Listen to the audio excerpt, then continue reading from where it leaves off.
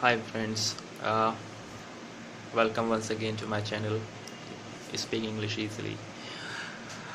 Yesterday I told you the use of can, and I also given you some of the tips to improve your English speaking. Today I am going to repeat some of the core elements of English speaking. One of the main thing I told you and tells you again and again that you should listen any program in English like cricket commentary or any interviews in English, but it should be in repeated things. It means that you should not watch it once.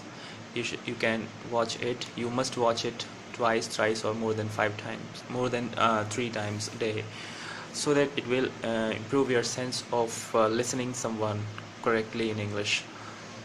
Second thing I told you about reading. Now today I'm going to tell you about the things which I used in my initial days of learning English. One of the most important thing which helped me to speak English correctly and fluently was whenever I translated any sentence, I read it many times as possible. Again, friends, I'm telling you, the repetition is most important thing to learn anything.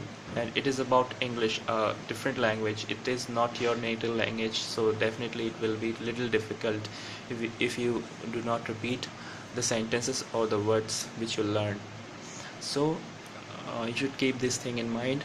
To improve your English, you need to translate it from your native language to English and then read it many times. As you have imagined, as you have realized it, whenever you speak some sentences very fluently and frequently without any pre-thought, and some of the sentences which you are not that much familiar with are really difficult to come out from your mind. It is really difficult for you to utter those words and sentences. So repetition of those sentences makes magic while you speak. Okay friends, yesterday I told you about use of can. Can be used in many ways. One of the main thing I told you that it tells about the future possibility. Possibility means anything would happen or could happen in future.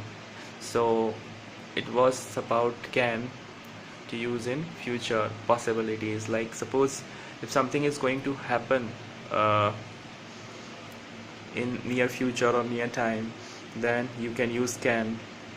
Suppose your friend is going to visit you at your place, but it has possibility 50-50 possibility that he can visit or cannot, as he is coming from some other city and his train or flight could get cancelled, so he can reach up to you at the moment, or cannot. So you can use can here. You can say Ravi can come to meet me today. Ravi can come to meet me today. Or you can also say he cannot come to meet me today. If you are not sure about that, the Ravi, who is your friend, could come today. So you can use can for future possibilities. You can also use can for capacity and capability. Like I can speak English clearly, I can speak English properly.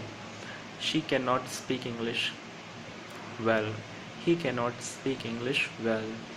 Mohan can speak English well. Mohan can wake up at 4 in the morning. As we all know that it is really difficult for every one of us, especially in winters, to wake up early in the morning. So it is quite hard to wake up early in the morning.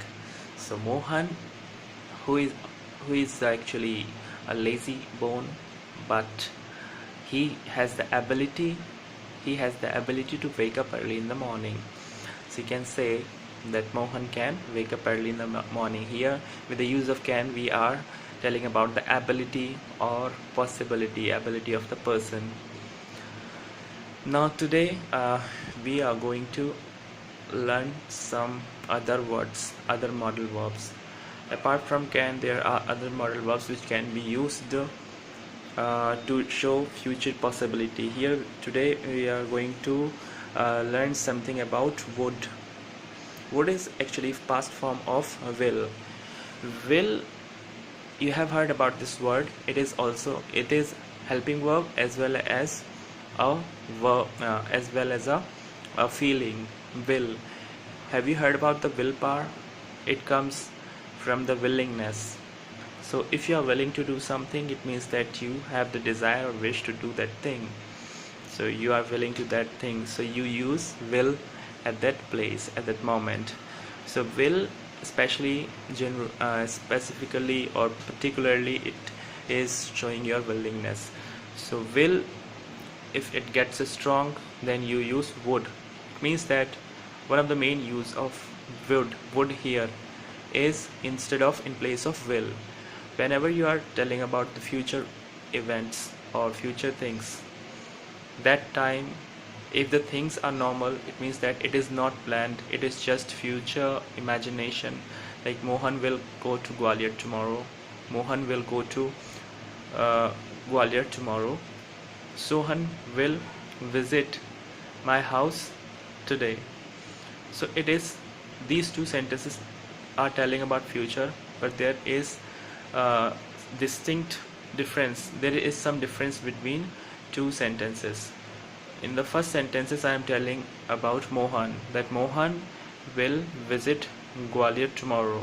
There is nothing particular in the sentence, but in second sentences I am telling that Sohan will visit me this afternoon, this evening, or this evening.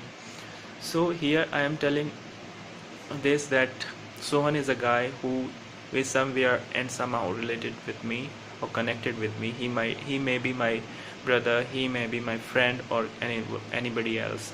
So if he is going to visit me, then definitely I sometimes would be happy, sad, or threatened if he is my enemy. So in that case, if some feelings are attached with the future sentences, if some feelings are feelings like hate, love, desire, or detest, means the feeling of separation, feeling of threat, feeling of fear attaches with the future sentences, then you will use would instead of will. Suppose it is going to rain today, then you can say it would rain today. And if there is no possibility of rain today, then you can say it wouldn't rain today.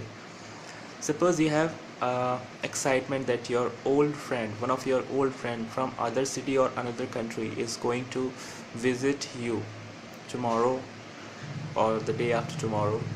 Then you can say, instead of will, you can say that my friend would visit me or would meet me tomorrow.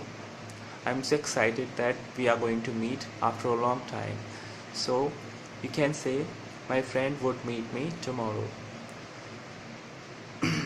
So in this way you can use would for the future. There are other 2 or 4 main uses of would, other uses of would, which I am going to tell you tomorrow. Since it is going to be the shortest video,